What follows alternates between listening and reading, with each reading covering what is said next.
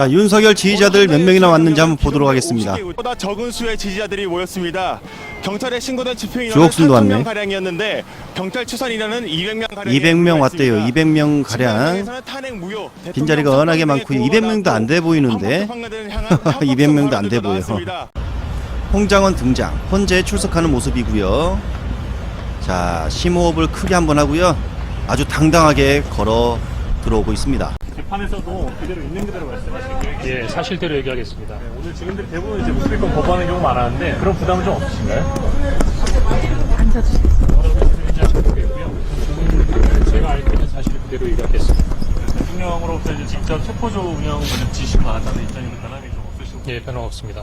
그 조태현 국정원장 같은 경우에는 이제 체포조 의혹에 대해서 이제 풍문으로 들었다 이렇게 얘기를 하는데 그거에 대해서 좀 생각이 좀 변화가 있으실까요? 그거는 뭐 그분한테 물어보시는 게 좋을 것 같습니다. 이젠 저 전직이니까 특별히 관계 있는 사람. 사이다예요, 사이다. 그러면 이제 앞으로 오늘 진술하는 데 있어서 좀 어떤 부분 좀 중점으로 이렇게 말씀하고 싶은 사항이 있으실까요? 없습니다. 재판관님께서 궁금하신 부분 그대로 대답하겠습니다. 감사합니다. 예, 감사합니다. 자, 눈에 띄는 부분. 앞서 등장했던 증인들은 묵비권을 행사했다. 답변 않겠다. 거부하겠다. 형사소송 중이니까 답변을 거부하겠다라며 지금 그렇게 말한 이진우가 있었죠. 그 부분에 대해서 홍장원은 사실대로 말하겠다. 제일 관심 있게 봐야 할 대목은 포승줄. 조지호 경찰청장에게 체포 명단과 관련해서 예. 언급을 했다. 그러니까 안 라고- 그래도 그 질문을 드리려고 했는데. 그렇군요. 예. 그것을 인정한 부분은 윤석열 대통령에게는 굉장히 불리하게 작용할 가능성이 크다고 봅니다. 왜냐하면 여인영 사령관 같은 경우에는 이른바 충암파라고 해서 자, 이게 무엇이냐면요. 여인영은 윤석열 최측근 중에 한 명이었습니다. 충암파 중에 한 명이고, 자, 여인영이 헌재에서 조지호에게 체포 명단을 알려줬다. 그리고 포승줄과 수갑 이 부분에 대해서도 맞다라고 인정하고 그 대신에 방첩사 요원들의 기본 장비다. 뭐 이렇게 언급한 부분. 그래서 바로 이 부분이 상당히 윤석열에게 안 좋게 흘러갈 것이다. 바로 체포 명단, 체포 지시가 있었다라는 부분을 인정한 것이죠. 윤석열, 여인영이 윤석열 때렸다라고 보입니다. 그러면서 계엄 당일 홍장원한테 전화 받은 사실이 있어. 이 부분도 언급했고요. 방첩사 책임자로서 매우 참담하다. 그저 나는 명령에 따라 움직였다. 자, 이 부분도 언급합니다. 홍장원 진술이 시작되자 윤석열의 표정이 자 이렇게 일그러졌습니다. 실제 상황이고요. 자, 국회 측에서 당일 대통령과 두 차례 통화한 거 맞냐? 홍장원 예 사실대로 이야기했고요. 자, 홍장원 여인영 이에서 시키는 대로 한다 이렇게 언급한 부분. 아까 여인영도 그렇게 이야기했죠. 명령에 따라 했다. 홍장원도 그 부분을 이야기했습니다. 그리고 국회에서 진술한 대로 국정원장은 국무회의 참석 다음 날까지 몰랐다. 모르는 척 했다. 이 말이겠죠. 자, 이 부분이 제일 중요합니다. 드디어 홍장원이 대통령한테 전화가 와서 자, 싹 다 잡아들여. 싹 다 잡아들여. 정리하라. 이런 지시 맞다. 국회에서 한 말 그대로 지금 다 하고 있었습니다. 대통령에게 누굴 잡으라는 건지 묻지 못해. 자, 그래서 자, 보십시오. 이렇게 방첩사에 전화합니다. 여인영한테 전화해서 체포 명단 불러주겠다. 언급을 여인영이 했다고 합니다. 예? 그 사람들 잡으라는 거구나. 이렇게 홍장원이 인지를 했다 이거죠. 국회에서 말한 부분을 전부 다 언급하고 있었습니다. 사실 그대로. 그래서 기억나는 대로 적어보니 14명에서 16명. 이것도 뭐 굳이 제가 언급은 안 하겠습니다. 뭐 다 국회에서 언급한 부분. 자, 여러 번 강조를 하는 것 같아요. 여러 번 질문을 국회 측에서 하는 것 같고요. 대통령이 싹 다 잡아들여 정리하라라고 지시했다. 맞다. 자, 이렇게 홍장원이 또 계속 언급하고 있습니다. 자, 이것도 중요한 부분이 또 나왔습니다. 강금 뒤 조사한다는데 어떻게 따르겠나. 그래서 자기는 따르지 않았다.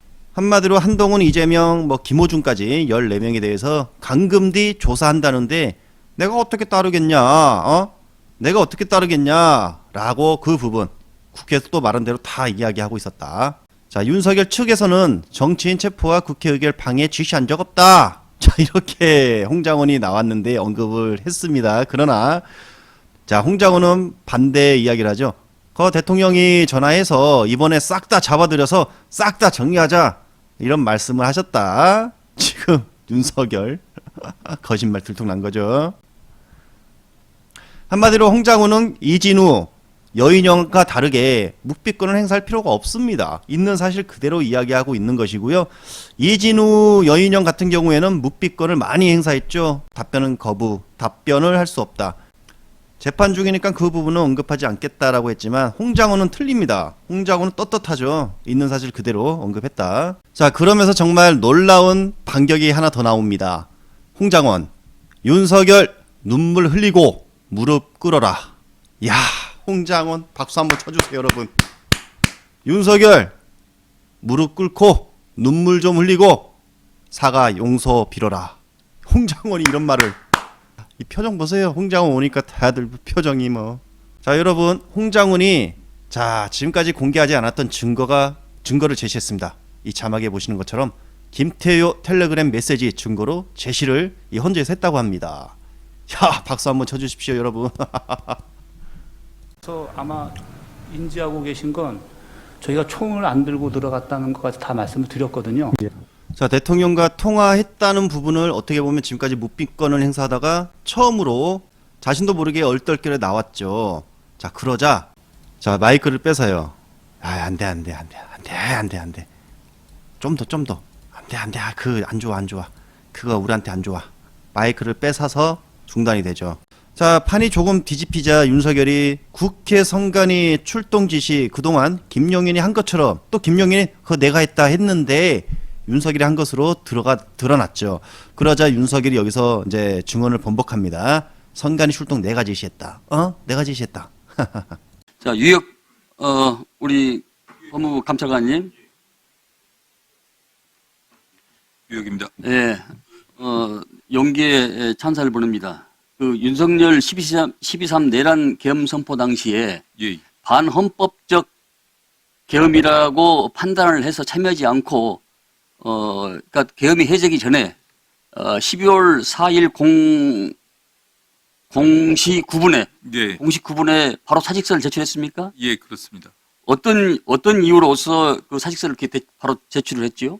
저는 뭐 언론 보도 보면서 바로 저 내용이라던가 이런 포고문의 형태라던가 이런 걸 보면 도저히 지금과 같은 상황에서 그리고 이런 민주국가에서는 있을 수 없는 좀 폭력적이고 독재적인 언어를 표현한 포고문이라는 생각이 들었고, 어찌되었든 간에 포고문 선포에는 제가 뭐 관여할 수는 없는 거였지만 그걸 따르고 안 따르고 제가 공무원 조직에서 그 구성원으로서 그걸 따르고 안 따르고는 제 마음대로 결정할 수 있는 것이라서 제 책임하에서 제가 그냥 따르지 않기로 결심을 하고 그에 따라서 그냥 사직서를 제출. 검사 출신이시던데 네네. 검사 출신으로서의 그런 마음의 양심에 동의를 못해서 그렇게 했다는 그런 말씀인가요? 예, 그렇습니다. 전혀 제 웬만한 뭐 명령이라면 전 윗분들 말씀 뭐 어떻게든 뭐 이렇게 고쳐가면서라도 따르려고 당시 그 하는데 회의 상황에서 법무부 인원들의 그 분위기는 어떻습니까?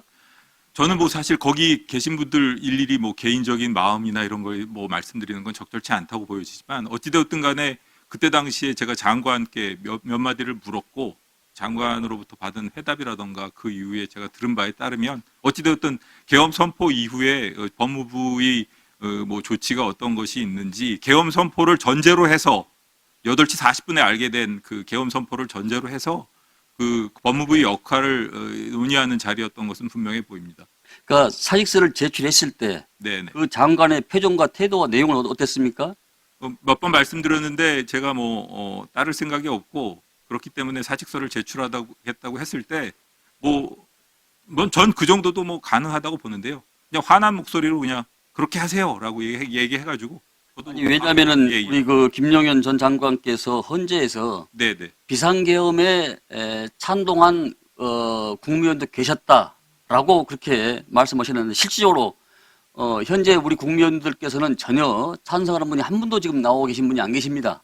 그렇다면은 박성재 장관께서 장관께서 이에 대해서 동의나 찬성이나 반대나 했더라면은 우리 감찰관께서 사직서를 냈을 때 어떤 반응을 보였을 거 아닙니까? 만류했달지 이러면 안 된다, 같이 이러달지 어떤 표정을 했을 거 아닙니까? 뭐 잠시 뭐 기다려보라고 얘기를 기다려보 내 얘기를 한번 해보자고 뭐 이런 식으로 말씀하셨을 수 있을 것 같은데 그때 당시에 뭐 장관님께서는 그냥 바로 그렇게 하세요라고 말씀하셨고 사실은 제가 사직서를 제출하는데 좀 시간이 걸리고 뭐 말씀을 안 드렸지만 다시 한번 문 열고 그냥 제 나름대로 그냥 생각나는 게 있어서 한마디 그냥 소리 지르고 그냥 나와버렸습니다. 네.